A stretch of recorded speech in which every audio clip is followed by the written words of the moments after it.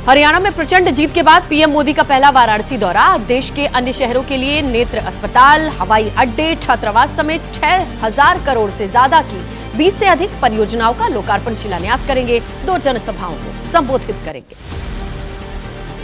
PM Modi आज Rewa airport का भी वर्चुअल लोकार्पण करेंगे। फरवरी 2023 में शिलान्यास हुआ था 500 करोड़ की राशि से 19 महीने में बना रीवा एयरपोर्ट। वाराणसी में पीएम मोदी सहारनपुर के सरसावा एयरपोर्ट का वर्चुअल लोकार्पण करने वाले हैं। 65 एकड़ जमीन पर बनाया गया एयरपोर्ट 2020 में शुरू हुआ था निर्माण। पीएम के दौरे से पहले वाराणसी में लगाया 10 हाथों वाला पीएम मोदी का बैनर। हाथ में दिखाए गए हैं पीएम के जन कल्याणकारी योजनाओं को।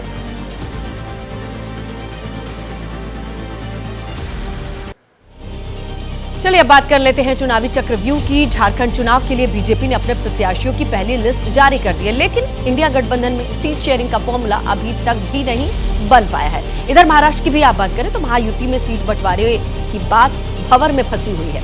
दोनों राज्यों में उपचुनाव को लेकर भी बहुत सारी हलचल है। सारी अपडेट्स आपके सामने 9 सेकंड न्यूज में।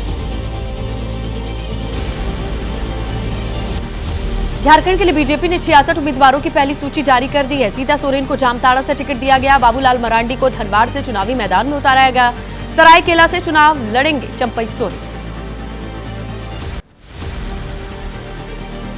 झारखंड विधानसभा चुनाव में अर्जुन मुंडा की पत्नी मीरा मुंडा को बीजेपी ने पोटका से उम्मीदवार बनाया है। भारी संख्या में कार्यकर्ता मीरा मुंडा के आवास पहुंचे, उन्हें बधाई दी।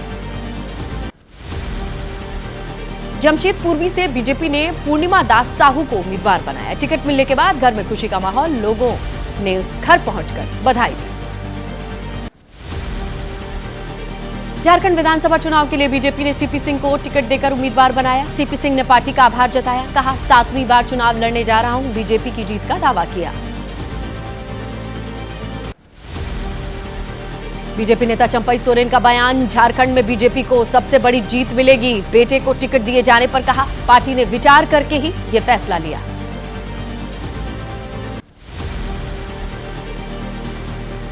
रांची में तेजस्वी यादव और सीएम सोरेन के बीच घंटों चला सीट शेयरिंग पर मंथन। सूत्रों के हवाले से खबर, 12 से 15 सीटों की मांग पर अड़ी आरजेडी। झारखंड में सीट शेयरिंग पर बोले आरजेडी नेता मनोज झा। कहा 15 से 18 सीट पर अकेला ही बीजेपी को हराने में सक्षम, तमाम विकल्प अब भी खुले हैं। झारखंड में सीट बंटवारे को लेकर के आरजेडी की निराशा पर कांग्रेस नेता पवन खेड़ा ने कहा किसी से कोई नाराजगी नहीं, सब ठीक चल रहा है। महाराष्ट्र में महायुति के बीच सीट बंटवारे पर आज हो सकता है फैसला, ऐलान भी संभव। सूत्रों के हवाले से खबर, 28 सीटों पर अभी भी सहमति नहीं बनी है। अगर पेच सुलझा तो आज देर रात तक नामों का ऐलान संभव। नागपुर में बोले deputy CM Devendra Fadnavis, Bharatiya Janata party के उम्मीदवारों की पहली सूची बहुत जल्द, विवादास्पद सीटों का निपटारा लगभग पूरा। झारखंड और महाराष्ट्र चुनाव को लेकर के कांग्रेस केंद्रीय चुनाव समिति की बैठक आज, प्रत्याशियों के नाम पर लगेगी मुहर, आज आ सकती है लिस्ट। महाविकास अघाड़ी में सीटों पर नहीं बन पा रही है सहमति। मुंबई के होटल में 8 घंटे तक बैठक चली। अखिलेश यादव ने 12 सीटों पर दावा ठोका। झारखंड के रांची में संविधान सम्मान सम्मेलन में बोले राहुल गांधी, बीजेपी आदिवासियों की पहचान को मिटाना चाहती है। चाहे कुछ भी हो, हम लोग जाति जनगणना करा करके रहेंगे। बीजेपी ने जारी की लोकसभा विधानसभा के उपचुनाव के लिए उम्मीदवारों की लिस्ट। लोकसभा की 1 और 8 राज्यों की विधानसभा सीट के प्रत्याशियों का ऐलान।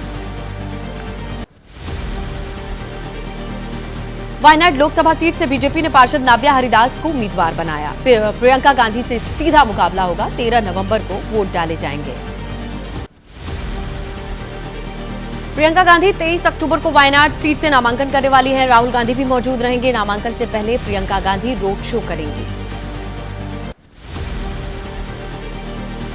यूपी उपचुनाव को लेकर के सीएम योगी ने बड़ी बैठक की। सभी 9 विधानसभा सीटों पर जीत के लिए रणनीति बनाई। मंत्रियों पदाधिकारियों को चुनाव प्रबंधन संभालने के निर्देश दिए। दिल्ली में मंडल प्रभारियों की बैठक में आप संयोजक अरविंद केजरीवाल ने कहा कि बीजेपी ने दिल्ली के विकास कार्यों को रोका है। इनका मकसद आम आदमी पार्टी को तोड़ना था।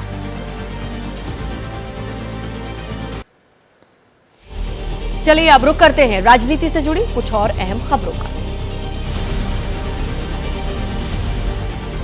दिल्ली की झुग्गियों में जरूरी सुविधाओं का अभाव, बीजेपी सांसद विधायक आज प्रदर्शन करने वाले हैं। मनोज तिवारी, रामवीर सिंह विधूड़ी, बासुरी स्वराज अलग अलग जगहों पर प्रदर्शन में शामिल होंगे।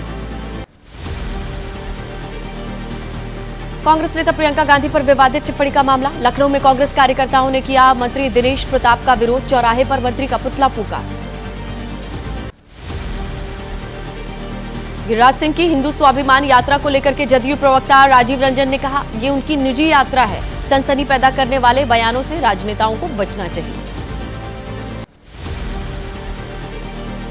गिरिराज सिंह की यात्रा पर बोले निर्दलीय सांसद पप्पू यादव, कहा अगर गिरिराज सिंह नफरत पैदा करने की कोशिश करेंगे तो मैं भी चुप बैठने वाला नहीं, नीतीश ऐसे लोगों पर लगाम लगाए। तेजस्वी का जेडीयू कार्यकर्ताओं पर शराब बेचने का आरोप, बिहार के मंत्री रत्नेश सदा ने कहा कि गलत आरोप लगा रहे हैं तेजस्वी, देंगे लीगल नोटिस।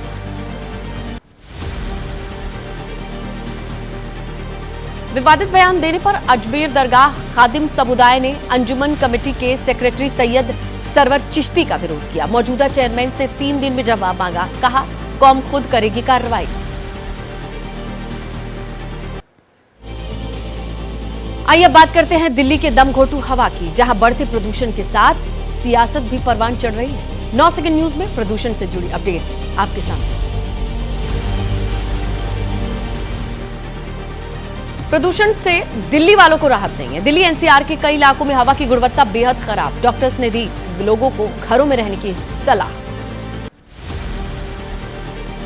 दिल्ली की हवा को प्रदूषण मुक्त बनाने की कवायद तेज है। चिराग दिल्ली इलाके में पीडब्ल्यूडी करा रहा है जगह जगह पानी का छिड़काव। दिल्ली एनसीआर में प्रदूषण नियंत्रण के लिए लागू है ग्रैप 1।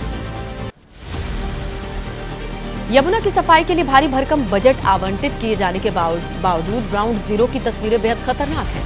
सफाई के लिए अभी तक कोई प्लान नहीं है। दूषित हवा से बीमारियों का खतरा बढ़ा। धूल से होने वाले प्रदूषण को रोकने के लिए दिल्ली सरकार की कार्रवाई, 2764 निर्माण साइट्स का निरीक्षण किया गया, करीब 17 लाख रुपए का जुर्माना लगाया गया।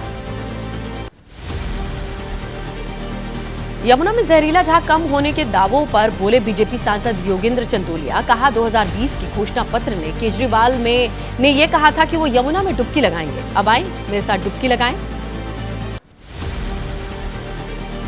दिल्ली में प्रदूषण को लेकर के सियासत तेज है। बीजेपी नेता हरीश खुराना ने कहा हरियाणा सरकार को देंगे दोष, लेकिन आप पंजाब की पराली का जिक्र नहीं करते।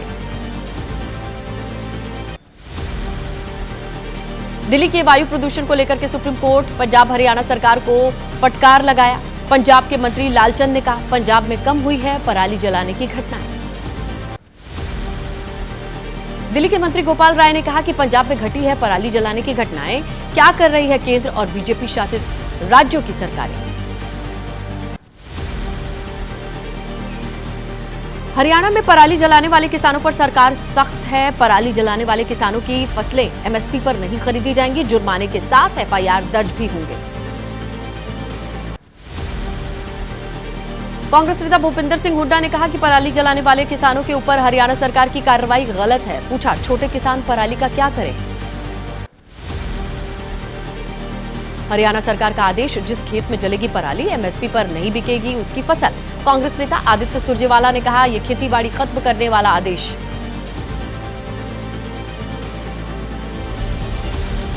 आइए 9 सेकंड न्यूज में बात कर लेते हैं बहराइच कांड से जुड़ी अपडेट्स का। बहराइच में बुलडोजर चलाने की आशंका के चलते पूरे क्षेत्र में सन्नाटा। लोगों ने दुकानों से निकाले अपने कीमती सामान, कुछ लोगों ने ताला लगाकर घर छोड़ा। बहराइच में कुछ जगहों पर बुलडोजर चलने से पहले ही लोग अपने घरों को तोड़ने लगे। पीडब्ल्यूडी ने 3 दिन के भीतर वैध दस्तावेज मांगे हैं। कुल 23 मकानों पर नोटिस चस्पा है।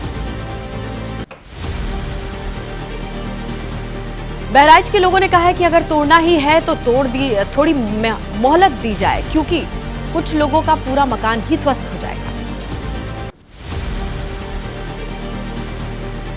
बहराइच जा रहे जमीयत उलेमाए हिंद के प्रतिनिधि मंडल को लखनऊ में रोका गया। मौलाना महमूद असदद मदनी के निर्देश पर दंगा पीड़ितों से मिलने जा रहा था ये प्रतिनिधि मंडल।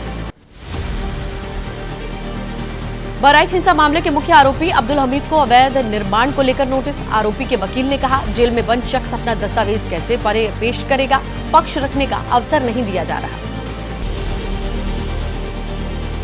जीएसटी की दरों को तर्कसंगत बनाने के लिए मंत्रियों के समूह की बैठक आज। फुटवेयर, टेक्सटाइल पर घट सकती है जीएसटी, 5% टैक्स स्लैब में लाने का प्रस्ताव हो सकता है। छत्तीसगढ़ के नारायणपुर में आईटीबीपी बीएसएफ के जवानों पर नक्सली हमला, आईईडी ब्लास्ट में 2 जवान शहीद, 2 घायल। कांग्रेस अध्यक्ष खड़गे ने दी जवानों को श्रद्धांजलि, कहा नक्सलवाद से लड़ने में पूरा देश एकजुट है। भारत माता के प्रति जाबाज जवानों के सर्वोच्च बलिदान को हम नमन करते हैं। राहुल गांधी ने फेसबुक पोस्ट कर कहा, कायरतापूर्ण नक्सली हमले में आईटीबीपी के हमारे जवान की शहादत का समाचार अत्यंत दुखद है। शहीद जवानों को विनम्र श्रद्धांजलि। बाबा सिद्दीकी की हत्या के बाद पहली बार बोले जीशान, कहा अक्सर दिलेर को बुजदिल डराया करते हैं, गीदड़ भी धोखे से मार देते हैं शेर। बाबा सिद्दीकी हत्याकांड पर अखिल भारतीय बिश्नोई महासभा के राष्ट्रीय अध्यक्ष देवेंद्र बिश्नोई ने कहा, हमें पता नहीं है, मामले में पुलिस की जांच चल रही है। काला हिरण मामले को लेकर के अखिल भारतीय बिश्नोई महासभा ने कहा कि बिश्नोई समुदाय चाहता है कि सलमान माफी मांगे। उन्होंने बहुत बड़ी गलती की है, लेकिन उन्होंने माफी नहीं मांगा। सलीम खान के बयान पर भड़के कांकड़ी क्षेत्र के लोग, कहा कि सलमान ने किया था शिकार, क्या पुलिस, गवाह, कोर्ट सब झूठे हैं। कोलकाता में आरजीकर मामले में जूनियर डॉक्टर्स की हड़ताल जारी है। सोमवार को ममता बनर्जी के साथ बैठक होगी। जूनियर डॉक्टर्स ने ममता बनर्जी को अपनी मांगे बताई।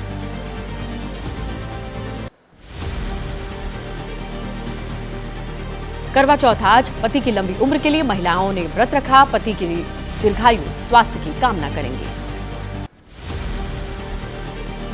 त्योहार को लेकर के दिल्ली, नोएडा, मेरठ से चंडीगढ़ तक के बाजारों में रौनक है। दीपावली, करवा चौथ को लेकर लोगों ने जमकर खरीदारी की। महिलाओं ने मेहंदी लगवाई।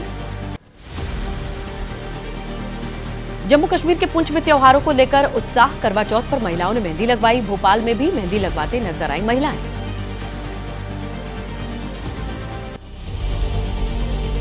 चलिए देश की कुछ और बड़ी खबरों पर नजर डालेंगे फटाफट।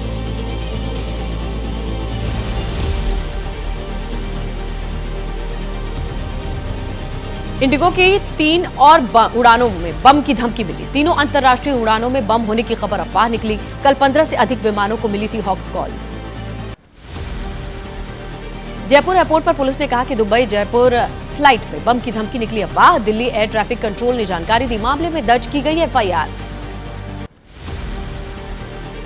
जामनगर से हैदराबाद की फ्लाइट में भी बम की धमकी मिली थी और विमान को खाली कराकर तलाशी लिया गया। जांच के बाद विमान को रवाना किया गया। बम की जानकारी मिलने पर लखनऊ किशनगढ़ फ्लाइट की जांच हुई। लगेज की तलाशी ली गई। एयरपोर्ट पर अफरा तफरी का माहौल रहा। जांच के बाद फ्लाइट को रवाना किया गया।